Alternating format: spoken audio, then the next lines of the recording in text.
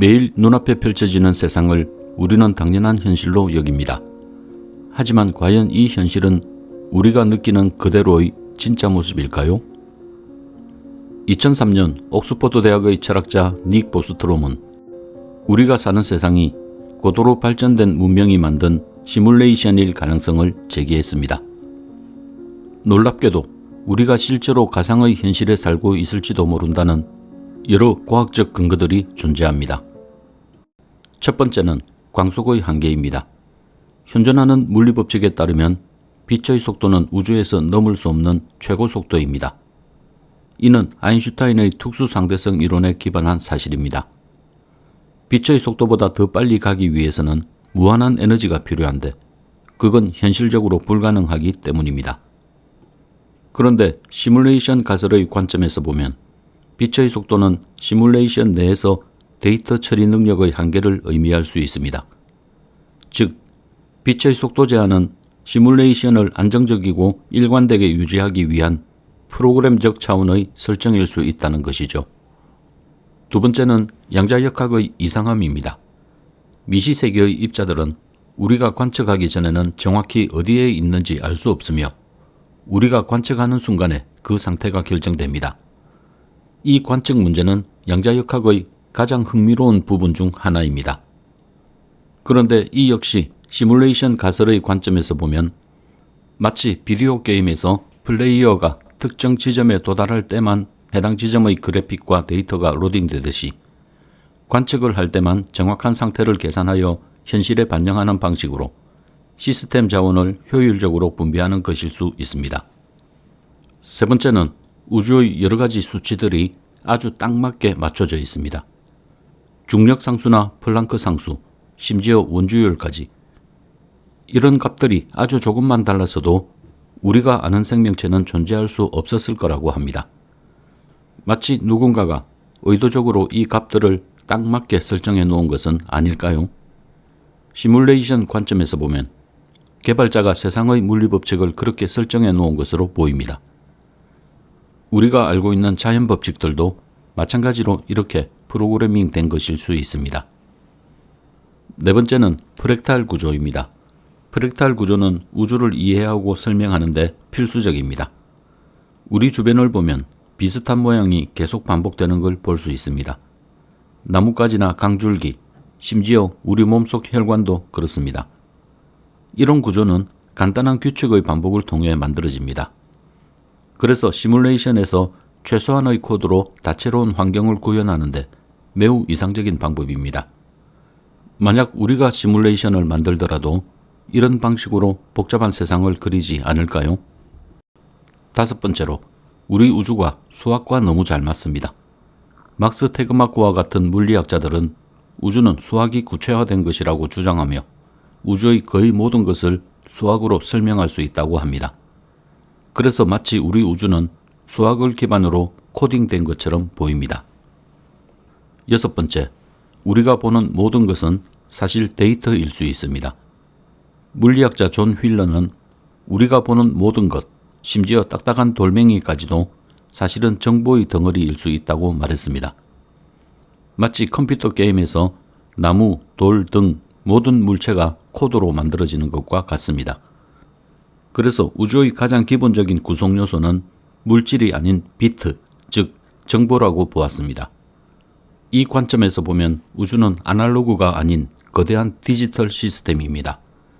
실제로 양자역학에서도 우주는 픽셀처럼 작은 조각들로 이루어져 있다고 봅니다. 일곱 번째는 생명체의 죽음에 대한 해석입니다. 만약 우리가 정말로 시뮬레이션 속에 살고 있다면 죽음은 어떤 의미일까요? 아마도 시뮬레이션 관리자가 과도한 자원 사용을 방지하기 위해 생명체의 수명을 설정하여 시뮬레이션의 메모리 사용을 최적화하고 있는 것일 수 있습니다. 컴퓨터에서 오래된 파일을 지워 저장 공간을 확보하는 것일 수도 있고요. 이 밖에도 시뮬레이션 세상의 증거로 간주될 수 있는 현상들은 정말 많습니다. 때로는 이게 진짜 세상인가 하고 의심이 들 정도입니다. 우리 주변의 모든 것이 마치 정교한 컴퓨터 프로그램처럼 보이기도 하죠. 하지만 이것은 우리가 세상을 시뮬레이션의 관점에서 바라보고 있기 때문입니다. 우리 우주가 진짜로 시뮬레이션이라는 과학적 증거는 아직은 없습니다. 그럼 이 가설은 어떻게 증명이 될까요? 의외로 간단할 수 있습니다. 바로 우리가 직접 시뮬레이션을 만드는 것입니다. 언젠가 우리가 현실과 구분하기 어려운 가상세계를 만들 수 있다면 우리도 누군가의 시뮬레이션 속에 살고 있을 가능성은 훨씬 더 커질 것입니다. 앨런 머스크도 우리가 살고 있는 세상이 시뮬레이션일 가능성이 높다고 여러 차례 언급한 바 있습니다. 그는 조만간 우리가 현실과 구분하기 힘든 시뮬레이션을 만들게 될 거라고 예언했습니다. 이러한 가능성은 우리 삶에 대해 다시 생각해 봐야 할 몇 가지 질문들을 던집니다. 첫째로, 우리의 선택이 정말 우리의 선택일까? 우리는 스스로 결정을 내린다고 생각하지만 만약 우리의 모든 선택이 미리 프로그래밍된 알고리즘의 결과라면 우리의 자유의지는 어떻게 되는 걸까요? 시뮬레이션을 만든 존재들은 우리의 모든 생각과 감정을 연구 데이터로 수집하고 있을지도 모릅니다. 마치 우리가 인공지능의 의식에 대해 궁금해하듯 그들도 우리의 자유의지와 의식을 관찰하며 연구하고 있을지 모릅니다. 두 번째, 세상 속의 세상은 어디까지 있을까? 우리가 사는 세상이 시뮬레이션이라면 이 세상 위에는 또 다른 수많은 가상세계가 존재하지 않을까요? 마치 꿈속에서 꿈을 꾸는 것처럼 말입니다. 그렇다면 우리는 여러 겹으로 쌓인 가상세계 중 하나에 살고 있을 수도 있습니다. 물론 우리가 사는 세상은 가장 기초적인 단계의 세상일 것입니다. 우리는 현재 고도화된 시뮬레이션을 만들지 못한다는 점에서. 세 번째, 내 삶이 의미가 있을까? 우리가 시뮬레이션 속 존재라면 우리의 삶은 너무 허무하며 의미 없게 느껴집니다. 이때도 내가 느끼는 감정, 내가 만드는 관계, 내가 이루는 성취는 모두 진짜일까요? 위대한 철학자나 종교인들은 여전히 우리 삶은 의미가 있다고 말을 합니다. 우리의 행동이 설령 알고리즘에 의한 결과라 하더라도 그들의 지혜는 오늘날에도 우리에게 깊은 영감을 줍니다. 불교는 우리 삶에서 정말 중요한 것이 무엇인지, 그리고 지금 당장 해결해야 할 문제가 무엇인지를 생각하고 거기에 집중하라고 가르칩니다. 불교 경전에 유명한 일화가 있습니다. 어느 날 한 제자가 부처님께 우주의 기원, 세상의 끝, 인생의 본질 등 여러 가지 철학적이고 추상적인 질문을 던졌습니다. 이에 대해 부처님은 이렇게 대답했습니다. 사리야, 마치 한 사람이 독화살을 맞았다고 생각해보면 그 사람에게 중요한 것은 화살을 누가 쏘았는지, 왜 쏘았는지, 그 화살이 어떤 재료로 만들어졌는지 등을 궁금해하는 것이 아닐 것이다. 중요한 것은 즉시 화살을 빼내어 독이 퍼지지 않도록 치료하는 것이다. 스토아 철학을 대표하는 에픽테토스는 우리가 통제할 수 있는 것에 집중하라고 조언합니다. 그는 내 손 안에 있지 않은 것은 걱정하지 말라고 하며 우리가 살고 있는 세계의 본질이 무엇이든 상관없이 우리의 태도와 행동이 중요하다는 것을 강조했습니다. 실존주의 철학자 사르트르 역시 존재가 본질에 앞선다고 말하며 인간은 스스로 자신의 본질을 만들어 가야 한다고 주장했습니다.